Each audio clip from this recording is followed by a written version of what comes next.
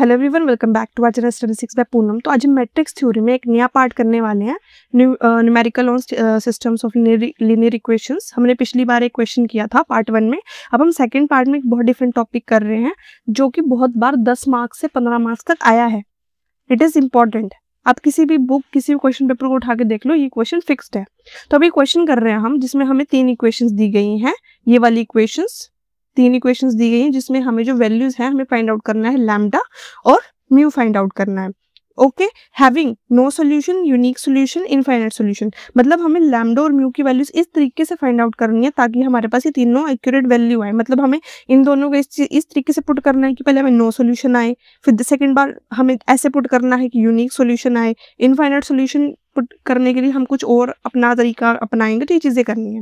अब आप क्वेश्चन देखोगे कि अगर हम इसका ऑब्वियसली इसको आपको किससे लिखना है, ax = b फॉर्मेट में लिखना है। तो आपको तो क्योंकि आपको ये वाला फॉर्मेट चाहिए ना, तो इस फॉर्म में तो लिखना ही पड़ेगा। ठीक है, तो डायरेक्टली आप पहले क्या कर सकते हो, ए की मैट्रिक्स निकाल सकते हो। और ए की मैट्रिक्स आपको पता है क्या होता है। ए जो होते हैं वो जो आपके सारे जितने भी कोएफिशिएंट्स होते हैं वो आपके क्या होते हैं, जो भी आपके वेरिएबल्स के साथ लगे होते हैं वो कोएफिशिएंट्स आपके क्या होते हैं, ए के मैट्रिक्स के पार्ट होते हैं। तो आप देख सकते हो यहाँ पर जो फर्स्ट हमारे पास है 1 1 1, सेकंड 1 2 3 एंड 1 है जो लास्ट 1 है वो है 1 2 लैम्डा। देख सकते हो। और साथ में ये जो है ये हमारे क्या आते हैं, बी में आते हैं। ठीक है, ये हमने लिख लिया। अब हम क्या करेंगे, पहले इसको नॉर्मल सॉल्व करेंगे जैसे करते आए हैं। हम इसका क्या बनाएंगे, upper triangular matrix. Upper triangular matrix कैसे बनाएंगे, ये वाला कैसे बताया हमेशा ना, ये सॉरी ये है, ऐसे 0 बना लो। ठीक है, मतलब ये भी 0, ये भी 0, ये भी 0, ये होने ही चाहिए। Got it. इसको करने के लिए वही आप अपना रो रिडक्शन एक्लन फॉर्म वाला यूज करोगे। ठीक है, विच इज RREF वाला फॉर्मूला। मैंने क्या किया है, यहाँ पर 0 लाने के लिए, यहाँ पर 0 0 करने के लिए मैंने पहले क्या किया, R2 के लिए लिखा क्योंकि मुझे R2 में 0 चाहिए, इसमें मैंने R2 को प्रेफर किया। फिर R2 - R1 किया बिकॉज 1 - 1 कितना हो जाएगा, डायरेक्टली 0 हो जाएगा। फिर इसको इससे करेंगे, डजंट मैटर यहाँ पर कुछ भी वैल्यू आए, कोई फर्क नहीं पड़ता। ठीक है, इसको करने के बाद ये पूरी रो हो गई। उसके बाद मैंने R3 के लिए किया है बिकॉज मेरे को यहाँ पर भी 0 0 चाहिए। तो मैंने क्या किया, R3 को लिखा क्योंकि R3 वाली रो में मुझे चाहिए। सो R3 - R1 ये किया मैंने। तो मेरे पास आ गया 0 1 लैम्डा -1 म्यू -6। अब कुछ बच्चे क्या करेंगे ना, R3 माइनस ये करेंगे, R3 माइनस ये करने की कोशिश करेंगे R2। ठीक है, बट कैसे करेंगे बच्चे, ये गलत है। जब आपके पास ऑलरेडी R2 आ गया होगा ना, 0 1 2 ये वाली लाइन, तो ये जब आप ये करोगे ना तब बच्चे क्या करेंगे, R3 approaches to R3 - R2 करेंगे। ये गलत है क्योंकि इस टाइम पे जब आप ये चीज परफॉर्म कर चुके होंगे ना तो ये वाली चीज वर्क नहीं करेंगी, तब आपका ये आंसर माइनस में आ जाएगा। समझ रहे हो, मतलब कुछ बच्चे क्या करेंगे, यहाँ पर डायरेक्टली R2 कर देंगे। नहीं, आपका पहले ही परफॉर्म हो चुकी है, अब आप R2 से करोगे तो R2 के लिए न्यू वैल्यू बन चुकी है। तो इसलिए एक ही चीज से करो क्योंकि ये तो सेम रहेगी, क्योंकि हम इसमें कुछ कर ही नहीं रहे, मतलब R1 को कुछ भी नहीं दिया हमने। ठीक है, ये करने के बाद मेरे पास क्या आ गया, मैंने फिर से एक बार इसको परफॉर्म किया बिकॉज मेरे को यहाँ पर 0 चाहिए। तो मैंने इसको परफॉर्म करने के लिए मैंने क्या किया, R3 - R2 किया बिकॉज इसको इसी से माइनस कर सकते हो। तो मेरा ये भी 0 रहेगा और ये भी 0 ऑटोमेटिकली हो जाएगा। इसको करने के बाद मेरे पास ये वैल्यूज ऐसे कुछ आ रही है। तो आप देख सकते हो मेरा जो है वो अपर ट्रायंगुलर बन चुका है। देखो बन गया अपर ट्रायंगुलर। मुझे ये वाली वैल्यूज चाहिए थी, 0 हो गई।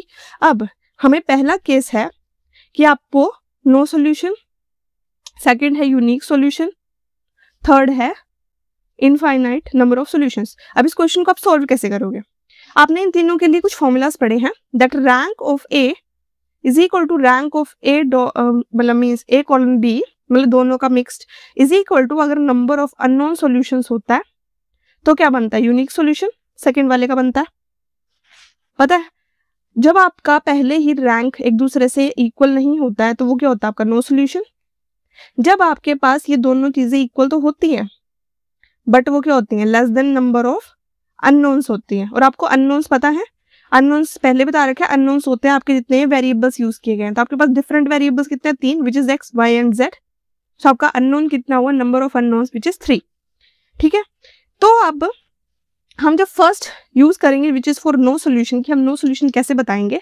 तो नो सोल्यूशन के लिए अभी मैंने बताया कि rank of A is not equal to rank of A B. तो अब मुझे इन चीजों को, इन दोनों को ना इक्वल टू नहीं करना है। तो पहले क्या करूंगी, अगर मैं रैंक ऑफ ए निकालूं तो मुझे रैंक ऑफ ए कम निकालना है इससे। समझ लो, मुझे डिफरेंट निकालना है। तो मैंने क्या किया lambda is equal to 3 put कर दिया, तो यहाँ पर क्या हो जाएगा 3 - 3 इज इक्वल टू 0। मतलब पहले वाले में मेरे पास रैंक 2 आएगा, क्योंकि 2 क्या होता है, सॉरी रैंक क्या होता है, नॉन जीरो रोज। एक तो ये पूरी 0 हो गई, ये देखो। इसको करने के बाद अगर मैं लैम्डा 3 पुट किया होता तो मेरे पास ये पूरी 0 हो जाती, मतलब रैंक मेरा ऑलरेडी रैंक ऑफ ए कितना आ जाता 2। बट अगर मैं इसको पुट नहीं करती, लैम्डा म्यू को मैं 10 पुट नहीं करती, मतलब म्यू 10 के अलावा कोई भी वैल्यू होगी, फॉर एग्जाम्पल यहाँ पर 9 हो गया, 9 माइनस कुछ ना कुछ तो वैल्यू देगा, ये 0 नहीं होगा। तो मतलब जब मेरे पास मैं इन दोनों का कंबाइंड रैंक निकालती तो वो कितना आएगा 3 आएगा, देख सकते हो 2 इज नॉट इक्वल टू 3। तो मतलब क्या हो गया, पहले ही रैंक जो है वो इक्वल टू नहीं हुआ, तो इस केस में हम क्या बोल देंगे इसको, नो सॉल्यूशन। ये हमारा फर्स्ट स्टेप था, ठीक है। बहुत डिफिकल्ट होगा, थोड़ा सा होगा दिमाग में थोड़ा सा डालने के लिए, बट स्टिल। फिर हमारे पास केस 2, जिसमें अगर लैम्डा जो है वो नॉट इक्वल टू 3 है, म्यू मे हैव वैल्यूज।